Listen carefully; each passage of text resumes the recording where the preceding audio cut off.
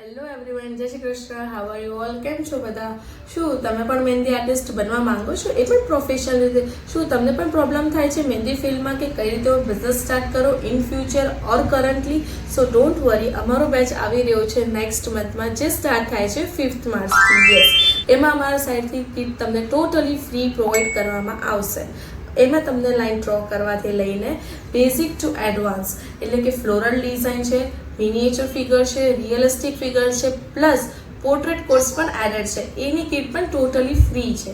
So what are you waiting four?